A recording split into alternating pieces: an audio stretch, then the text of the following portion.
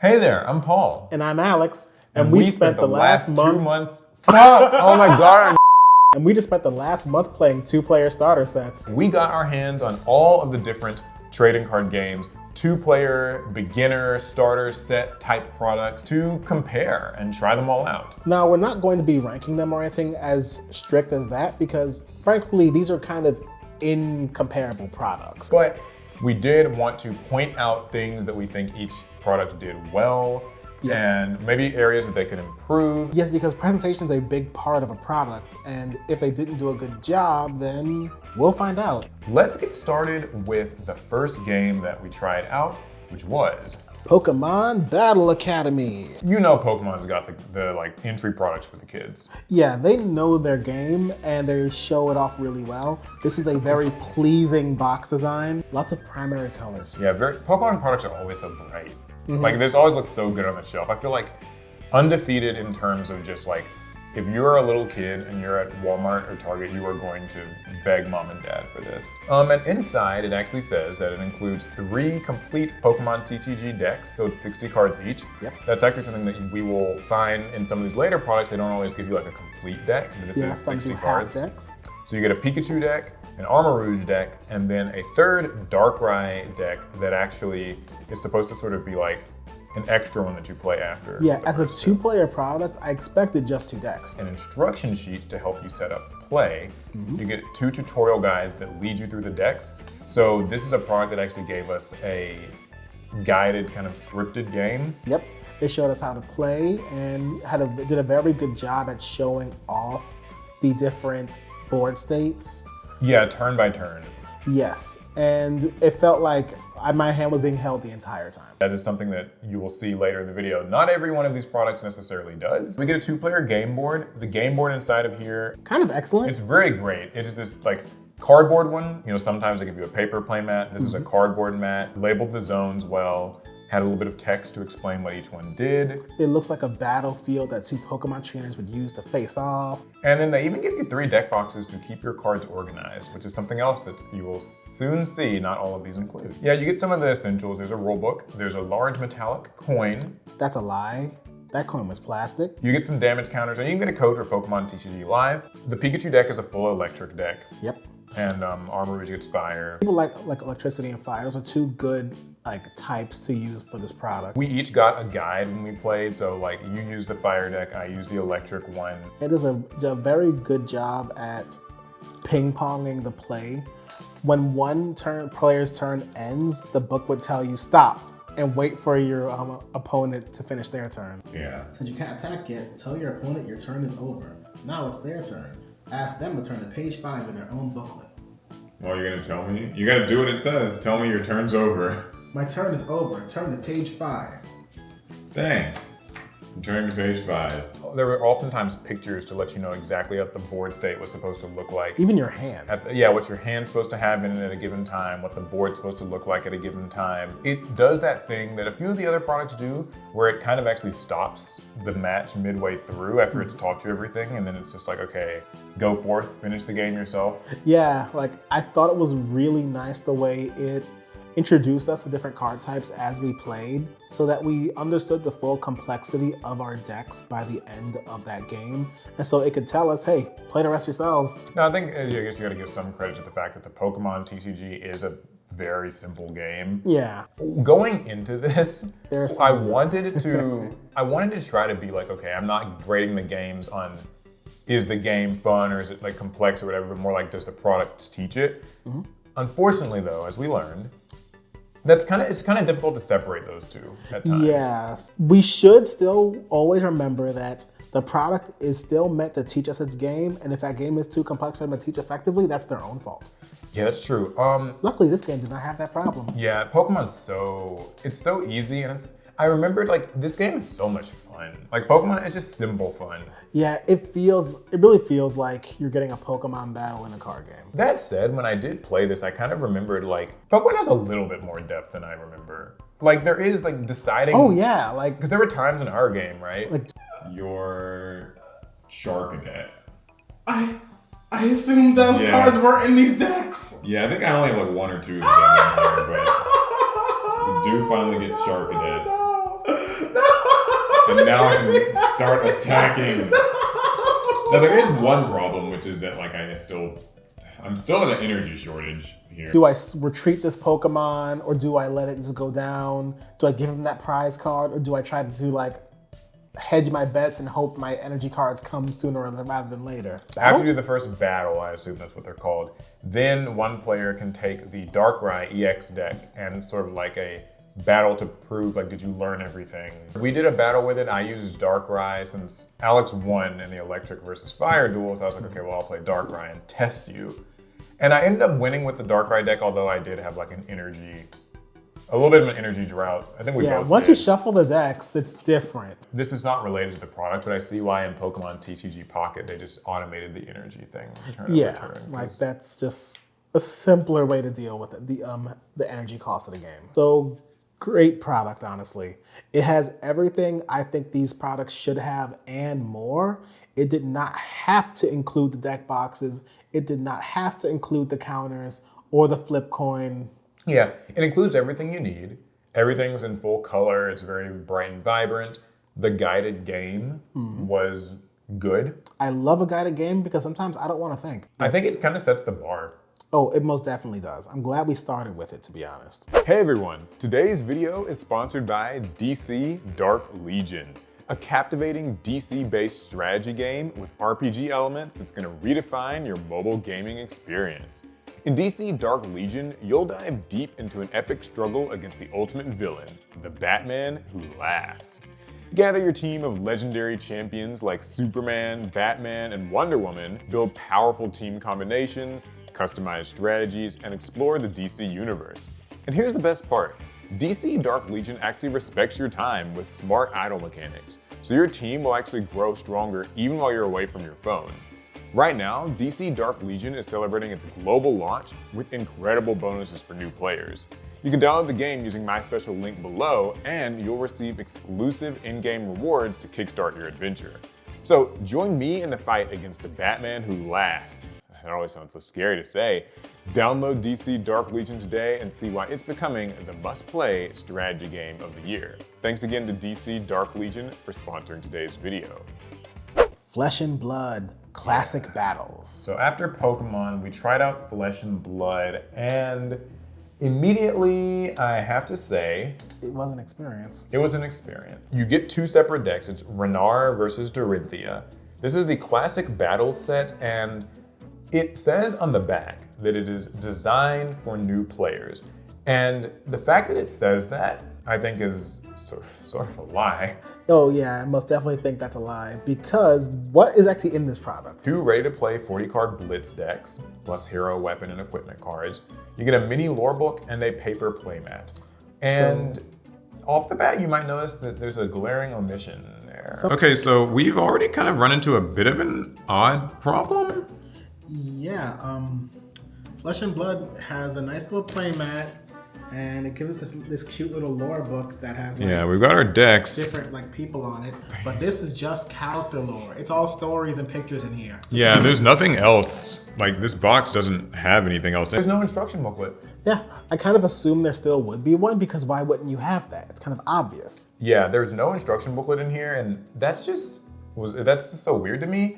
Especially because this game is a game that I will not say Flesh and Blood's like overly complicated. But it's certainly more complicated than Pokemon had been. So we ended up having to look up the rules online, or like try to. I mean, it says to use their website to go learn the game.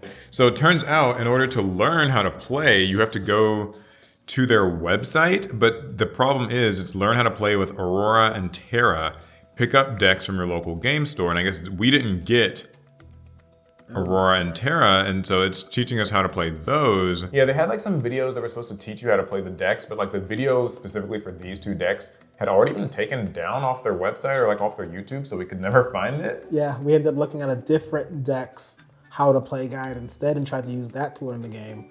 But even that felt like it wasn't teaching us actually how to play. Yeah, and then the mat didn't do like a great job either. Like, you know, some of these mats will have this thing where it's like, here's your phases, here's what you can do in a turn, like it spells it out. Yeah, for instance, the Pokemon game board did have that. But inside of here, you do get a mat. However, like it doesn't tell you very much of that. Like it tells you a little bit about like here's where your like weapons, like your head and arms, Yeah, it has and all zones that on goes. it. Like I got zones, and those are labeled, but that's kind of all it tells you. So you don't get instructions. I like the idea of selling us on the lore, but like if you can print this thing, then you can print an instruction booklet. Also, what I found out online is that apparently people on Reddit have also sort of had this problem with this product when I looked it up, and they were and people told them like, yeah, you're just supposed to go to a card shop to learn how to play just have someone else teach you. Somebody posted on the Flesh and Blood subreddit, how do I figure out how to play? Bit of a rant below, but does anyone have good resources on how to learn this game?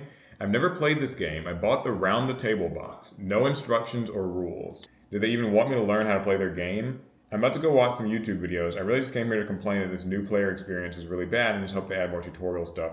The person just responded and said, like, there's a lot of resources to learn the game online, but the absolute standard and main way to learn to play is to go to your LGS and play in the Flesh and Blood. But it's just like... That's not really great. Like, yeah, like... Because what if you're like my locals and you don't have a Flesh and Blood player to teach you Flesh and Blood? Yeah, and so that made it kind of difficult, but after we went and looked up a video from the ever-reliable Tolarian Community College... And one other I don't remember. Yeah, we looked up 2 different videos about how to play the game. We revisited this and ended up having fun. Yeah, it wasn't bad once we had a better grasp of the game. That said, we didn't actually know how to play our decks terribly well. So that was like the only other sticking point was that, sure, we generally know how the gameplay works, we just didn't know how to win. Yeah, I mean, I think some of the things I liked about Flesh and Blood is I thought it was cool how basically you start the game with all your armor and with everything equipped. So you're at your strongest at the start. Yeah, you're at your strongest at the start, and then as the game goes on, you're basically like just getting down to just like the nothing. Like, you know, your armor's broken, your character's low on health. It was truly strange to think that our characters were just being slowly stripped down as they fought. Yeah, basically. And I thought that it was cool that there were so many decisions to be made about like how you might want to like choose to use your armor to block stuff and all of that. Other interesting effects the armor can give you, but it destroys it in the process. Yeah, the Dorinthia deck was all about like kind of getting multiple attacks with your swords or your weapons. Yeah, and the Renard deck was all about big, heavy attacks that you made it hard for your opponent to defend against. Yeah, this product was kind of terrible. Yeah, it's kind of terrible. I mean, just include a rulebook, guys. Yeah, and like, don't call your product a starter product when there's nothing starter about it. It's just we couldn't really learn the game. We had to do a lot of excess research to learn this game, and that feels like a broken promise. Next is Disney Day, because that's where we decided to get into the 2 different Disney games. Except it didn't go quite the way we had planned. Yeah, so... Lorcana's coming up first. Yeah, we started with Lorcana's Gateway box. Honestly, I would argue, I think that they like just looked at the Pokemon box and just copied the homework because it's... Yeah, because like, and right from the box itself, like it's eye-catching. It comes with 2 starting decks that are 30 cards each, and then 4 reward packs, which we're gonna get into in a second because I thought that was a really cool part of this product. Yep. 30 damage counters, 2 character movers, 2 character bases, which are these like, just little standee chips that you kind of move across the game board. I'm assuming that people don't actually use these when they play Lorcana normally. You get a game board, a rule book, a guidebook, which is not the same as a rule book, and then 2 deck tips pamphlets. Here's what's unique about this game. A, you don't actually get a guided match. Yeah, so while Pokemon guided us through an entire, part of a game and let us loose after that and we had a great time, Lorcana instead gives us simplified decks to play and they say, go, have fun. Something I wanted to also add with just around the whole life system is like, since you're racing for lore as opposed to just like dealing life, what do you think about that? Like, I feel like it inverts the idea of it, but for the same effect. Yeah. In the end, we're still trying to get to that end goal, which normally would be 0, but in this case it's 20. We're just going from the opposite direction. They start you with a couple of very simple mechanics. Like it's just basically characters and actions. And you play a game, and because of the way the mat and everything in here is designed, it tells you how to use your ink, how to play a card, how to challenge. It does a very decent job at getting you ready with the basics. Yeah, once again, you get these kind of nice hardcover mats, or I say Boards. hardcover, hardboard mats. But after you play your first game, the way that it works is then that you get A reward pack. a reward pack. So you play your game, you get some like missions that you're supposed to accomplish. Like, okay, use 3 action cards in a game. Yeah, and once you and your opponent have managed to complete all of the missions, it's a collaborative process. So even though you're facing off with your opponent, you're working together to actually complete the missions. So you both progress together and get new cards out of the reward packs, which is really cool. Once you've done those missions, you get a reward pack. So the first reward pack taught you about song cards. Yep. Which that's, I guess, a mechanic in Lorcana. I probably wouldn't be the best person to explain it, but like... Yeah, we don't have to explain what song cards are. Just the fact that the game does explain it to us, and then it has a new set of missions to have us use those song cards. And when we complete those missions, we get the next reward Yeah, pack. the next reward pack, it's like items, and then after that, there's like the drift mechanic, or not the drift, Oh, the shift mechanic with the Floodborn. Yeah, and so I thought that was a really clever and creative way of basically being like, here is the basics of the game. Okay, you learned them? Good. Here's one more new thing. Okay, you've mastered that? Good. Okay, here's another new thing. Oh, you mastered that? Good. And like each time it kind of makes your deck a little bit stronger, and you're encouraged to keep playing until eventually by the last reward pack, it's like, okay, here's your fully finished deck Yes. with everything, and now you and your opponent can just play. And so it's kind of fun. Yeah, and the decks themselves were really interesting and fun. They both had a different kind of theme of gameplay they wanted to use to try to win the game. So nothing was stale, which is something I need to mention about all products so far. They've managed to make sure the decks have their own identities that you can follow along with.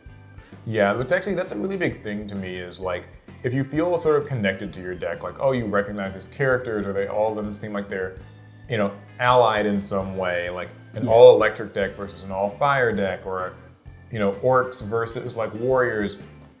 This continues that trend. Yep. Though I would say that it's more of a mixed bag with this one. You can have all kinds of characters in the decks in this. There was no like theme of characters in the decks, except that mine had more villains for sure. I know some people kind of call it Diet Magic the Gathering, and I see get where it, the yeah. allegations come from.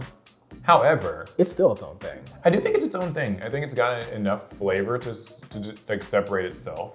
And we're just in the middle of this game, and like it's Alex's turn. He's trying to decide what to do, and it's just like, do you like sacrifice things? Like the game states get a little crazy once you have all the cards and stuff and things. Yeah. Cards really seem to have like roles. Like I feel like your deck was very tanky. Yes, my deck had a lot of cards that had a strong willpower value and also a healing mechanic associated with it. He had some too, but mine had more. But now that we've seen more of the stuff in play, like the songs and everything else, thoughts? So deck building is important in any card game. I feel like I should definitely have considered how much of different cards I was actually putting in my deck, because I felt like I had a lot of items and songs early in and not that many like character cards.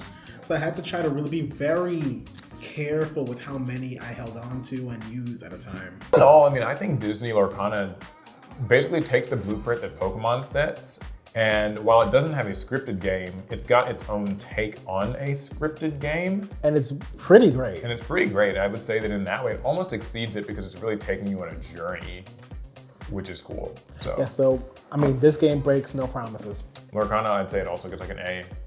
Yeah, I mean, heck, I feel like with all the materials it gives you and the extra materials that it didn't need to give us, man, that should be nice. The next Disney game Yep.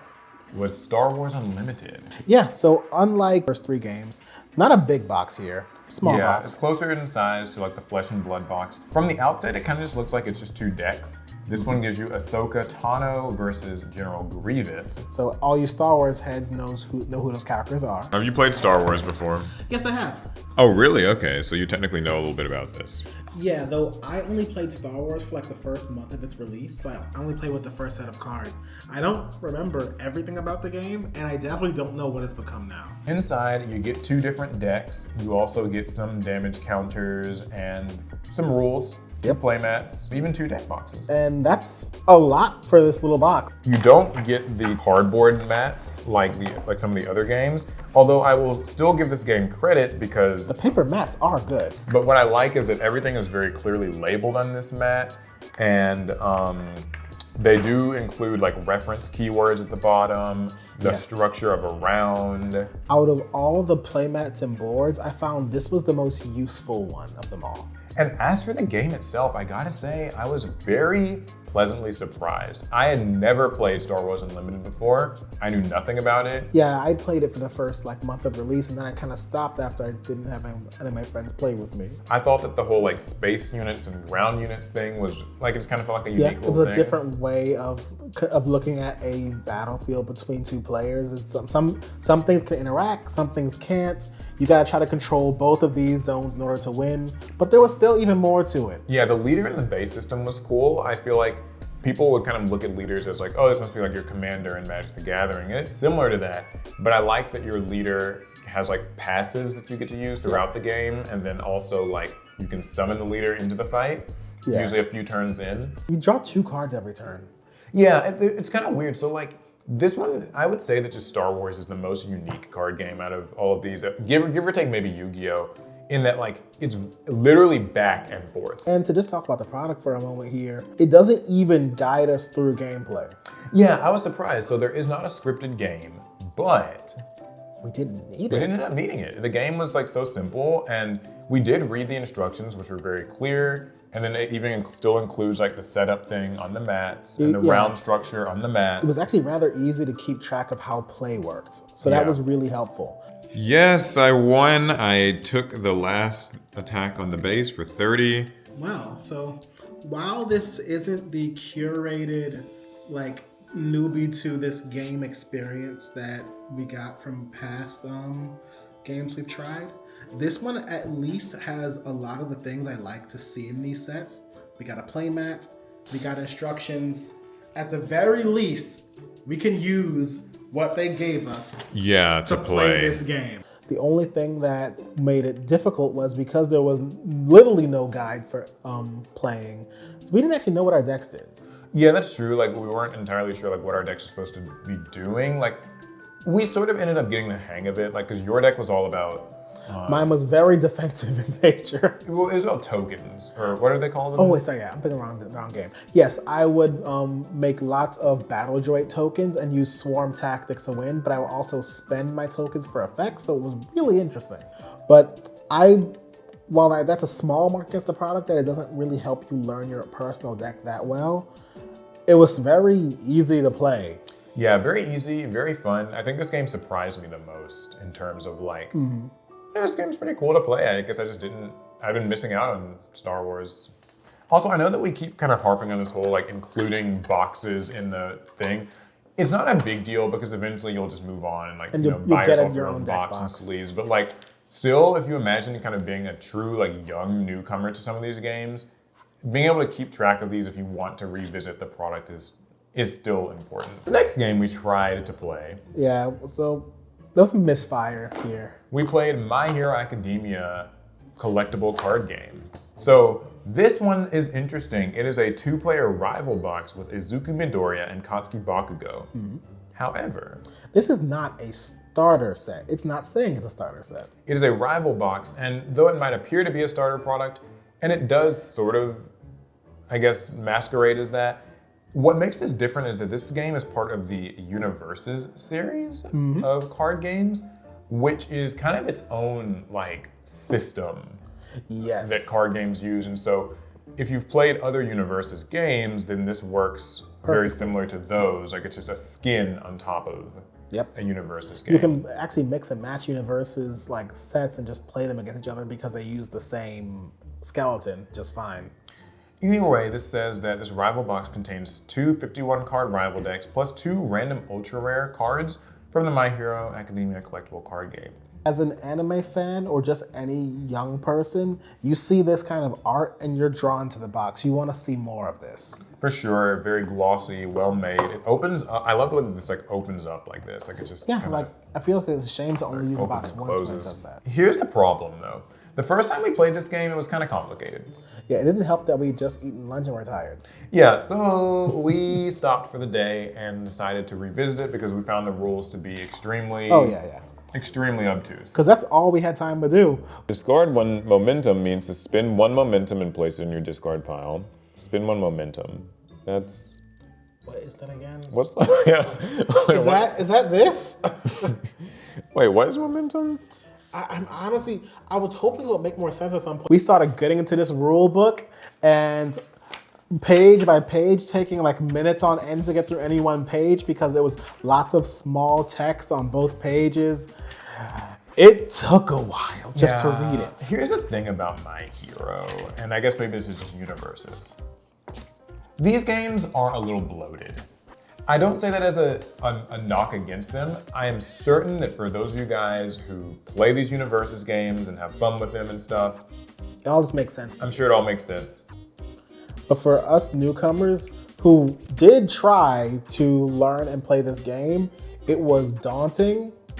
It's a lot. It's you know, just activating a card even feels like it's like a task. Yes, we had to like, figure okay, out the whole check system. You have to play a card, you've got to like do this check, and that alone isn't so bad. Like, you know, you're just kind of milling a card off the top, and if the bottom number matches your top number, then you're fine. But that can be altered. But also like that can change because as you play more cards in your turn, the cost of playing cards increases.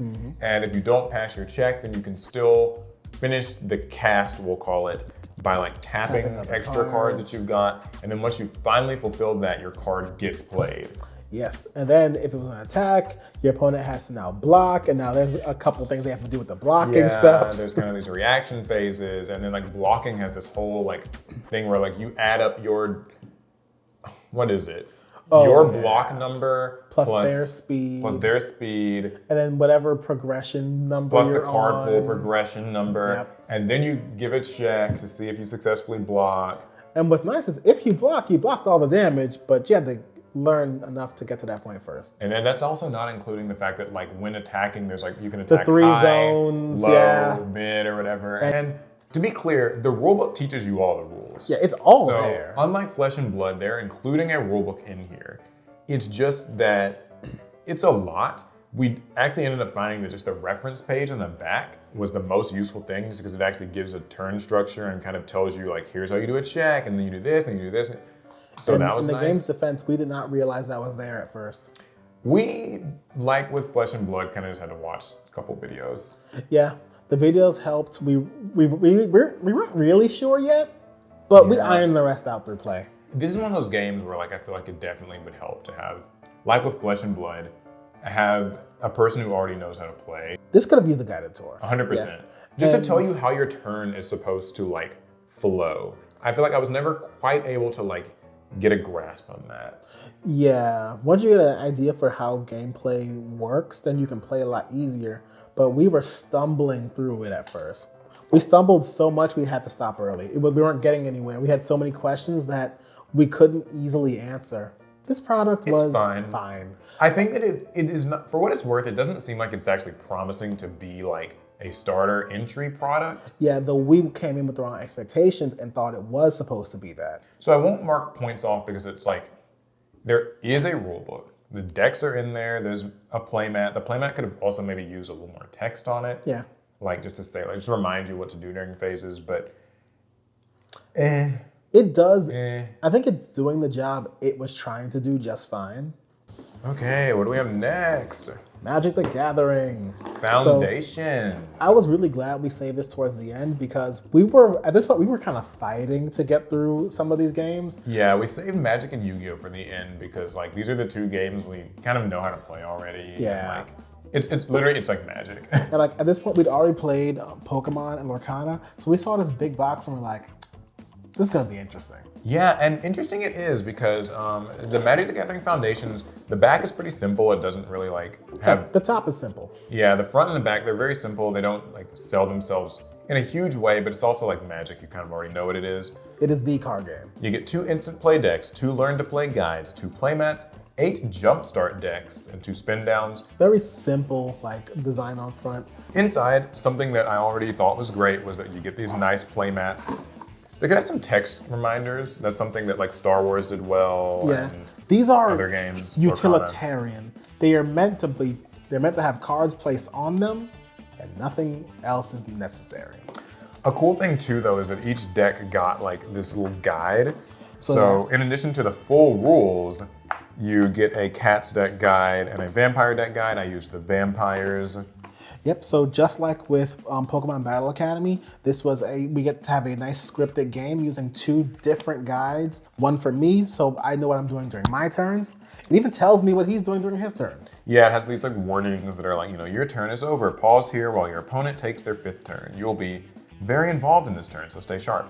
And speaking of the stay sharp, that actually reminds me of another thing that I really liked about these, which was that The flavor. yes. So you were actually guided by your kind of character leader. Yeah. So These for instance, planeswalkers. Liliana, she's a vampire and she says, I'll guide you as we play a training game against a minion of your choice.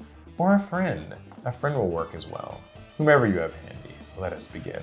And that flavor persists throughout the match. So, you kind of have your leader talking to you and just showing their personality. I think that really sold me on a lot of it. I felt like I was really being mentored through the game.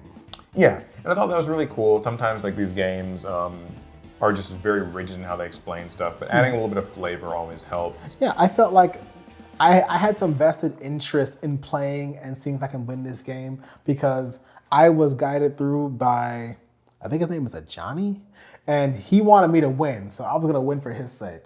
Yeah, this is another one of those scripted guides too, where it does stop midway through the game and kind of lets you finish it off yourself, which is cool. I think Pokemon did that. Yeah, I think that's a good thing. It's really fun. It's like, okay, you've learned the basics now. Your decision making will determine how the next few turns play out. It does a good job introducing each of the card types. That was something that I really appreciated in Pokemon Battle Academy as well. Lorcana did it in a different way. The different colors. Green. Oh, it's telling you like what each color Represents. kind of does gameplay wise though. Green calls upon the forces of nature, boosting your mana, resources, and summoning colossal creatures. So yeah. And that's important because there are a lot of decks in here. I think they're called jumpstart decks. And they're just different themes. They've got Healing. Yeah, like healing or And then there's wizards and things like Then there's that. the Cats deck, but this is a starter deck. That's a bit different. What's cool though is that when you finish your main game, they encourage you to basically take any 2 jumpstart decks and just smash them together, and now you kind of have like a functioning deck that you can then play again with. If you don't do that, well, you have 8 decks for up to 8 people to play with at the same time. Yeah, so that's fun. It's kind of a box that you could really have a group of friends and everybody could, like, maybe you have 4 friends, everybody takes 2 decks, smash them together. Kind of reminds me of like the Yu-Gi-Oh! Like speed duel boxes. Yeah. Magic and Pokemon, and now I'd say Lorcana too, they really they nail everything with these big boxes. Because while this didn't even have deck boxes in it, it has places to store the cards. It has boards instead of mats. It's got guides. Yeah, they give you all the little counters, all the little chips that you need. They're just very inclusive about stuff. What I like about this and Lorcana is that and Pokemon too, they all kind of have a path forward. So it's like once you finish your tutorial game, there is still there's a next little step for you. And I always thought that was really cool. Yeah, Lorcana made it almost a requirement for gameplay is you play multiple times. Pokemon and Magic, It's more of an option. they say, hey, if you want to do more, we give you more you can do. All in all, I think that this is another one of these games where it just passes with flying colors. Not really any complaints. I actually do have one. I did think that this product doesn't do a great job of introducing you to all of what Magic is.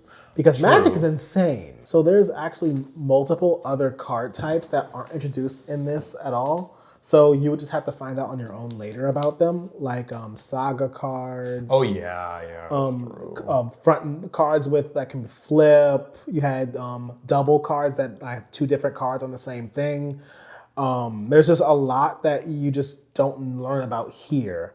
And while that's not a big problem, but so far, I don't get that same feeling that I'm underprepared like I do Yeah. from that one. Time for the final game, and the game that we are most known for playing, the Yu-Gi-Oh! It's nearest and dearest to our hearts. The Yu-Gi-Oh! 2-player starter set. Some of you might know about our opinions on this already. Yeah, so I've actually already done a video about this set when it came out early last year. I had 2 of my totally normie friends try to play this game, and they did not have an amazing time with it. I don't have great opinions about the product, but I have changed my stance on it slightly after trying out some of these other games.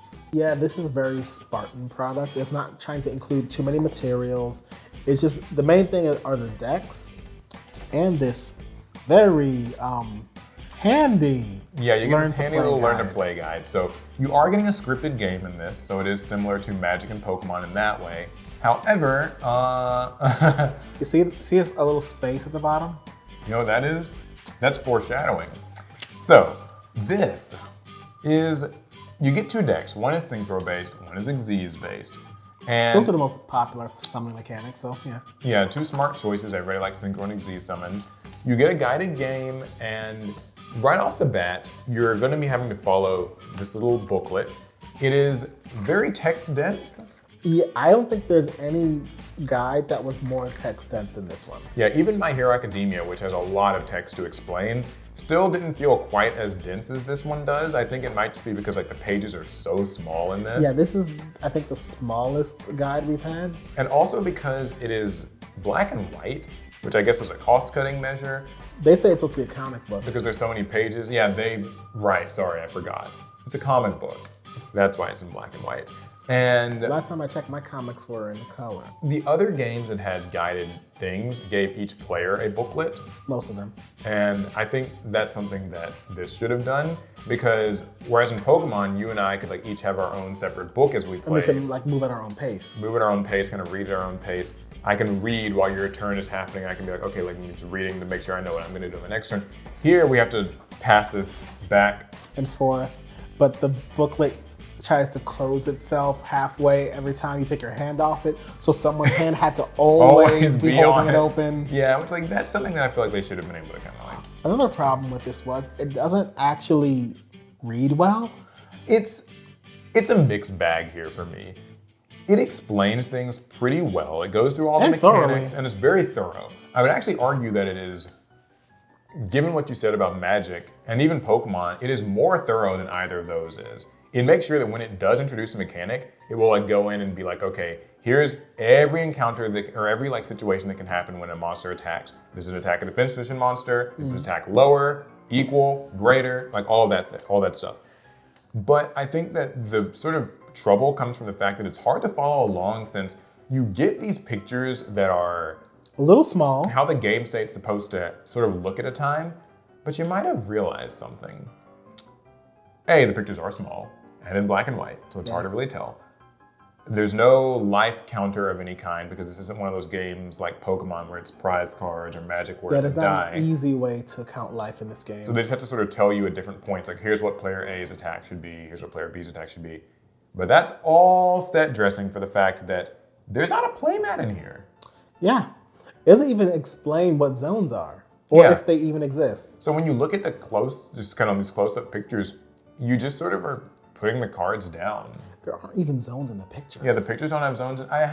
I complained about this the first time I made this product like review, and I still don't understand why a mat wasn't included in this. Yeah, because zones matter for this game. Zones matter in Yu-Gi-Oh, but also every other starter deck they've ever made has a mat. Because there's a point in this guide where you need tokens for both Scapegoat and for one-time passcode. Yeah, I think it's a security token. And you have to cut them out.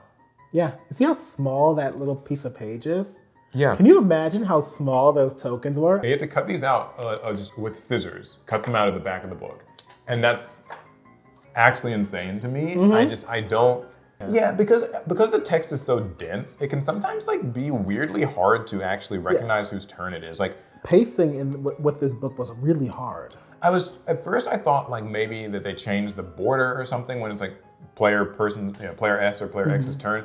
It doesn't seem to really do that. I think that if it was in color, that could have, it could have been like a red versus blue thing. Yeah. But they don't. I think that these decks have no coherence. Yeah, it's just random cards that can be in a deck together, but not ones that have any real flavor to them. Yeah, it would have been, I think, cool to either do like Blue Eyes versus Dark Magician. Even though everyone's tired of that, it still would have been better It's, than this. it's tried and true. Fire versus water. Just so that you could kind of get behind your deck and like feel like, okay, these monsters all belong to something. Because every other thing that we've tested has that. Yeah, and even though, like, for instance, I played the Synchro deck, like only so many of my cards were trying to help me synchro. So. Yeah, like, did you feel like a synchro player? God, no. It is fulfilling the promise that it made in that it is like a 2-player thing. It has a little guided tour, but it's just doing it kind of with the bare minimum amount of like effort. If they use better materials, if they use better ink, this product would already be better. Yeah, it should have been in color. Like that, just include token cards. We're not cutting into the that's book. what I mean when I say like it's going to teach you. You will learn like what it's trying to teach you. It does that part. But it's going to no additional trouble for you. And like, again, so detailed. You can tell the person who made this really worked hard. They worked hard at it, and I think it is a product that ends up getting defeated by literally the medium that it is printed on. Yeah. Which one would you say is the best? Which one would you say is the worst? It's hard to say. No, it's not. The worst is Flesh and Blood. Okay, yeah, that's true. The worst is Flesh and Blood. It literally doesn't give you a rulebook. Like, gameplay aside, this product is kind of bad. I think Flesh and Blood's a good game. Don't come after me, Flesh and Blood players. I'm not saying your game is bad. I'm saying this product is bad. And I kind of like the actual game itself. My Hero would have been a lot better with a scripted game. Yes. Everything about the product is mostly fine, but I just think that a scripted game, for something that is as demanding as it kind of feels to play, would have been good. At first, I would have rated it very low compared to other card games here. It's a tough game with a product made for a tough game. I think that Star Wars was definitely like the kind of sleeper pick that ended up being really fun. I enjoyed the game. I think it actually packs a lot of value in this very small package. It could have probably had a guided game as well, but it ended up being It was fine. simple enough to pick up and play that I didn't feel the need for it too much. But also, like, you can't forget about Yu-Gi-Oh! I don't think it's a great product, but I also have now seen that they can be worse. Unlike My Hero, it is giving you a scripted game. So both games are pretty complicated, but this one at least gives you a guide. And unlike Flesh and Blood, it gives you a guide. So, you know, it's Pokemon, Magic, Lorcana. These are the big three. We kind of disagree. They're roughly equal. I think they all go above and beyond with teaching, being effective, you know, build quality, presentation. On 3, we point to which one's the best. Yep. All right. 1, 2, 3. Oh. Okay. Oh, we both landed on Lorcana. Okay, that's funny. I think Lorcana wins it then. Yeah, I mean, the progression of collecting reward packs as we played, I think was so That's a good great. learning experience. It did everything that Pokemon did well, but then just took it a step further with that progression system. And yes, we'll acknowledge that they may have even copied the Pokemon product a bit, but they definitely made it their own. So like, I don't think Pokemon was less for that experience, and I don't think Lorcana is worse for that experience. I think both are great. I think I just like Lorcana's a little bit more. That's our sort of assessment of all these different trading card games. And hopefully you guys maybe give some of these games a try. I think that they're all really fun and unique in their own ways. Yeah, I'm really glad I had a chance to try some of these games because I've played like roughly most of them, actually, not even just half. Most of them I've played before, but the ones I hadn't, it was really cool picking them up and giving them a try. And that's because I like to try games. Yeah, card games are fun.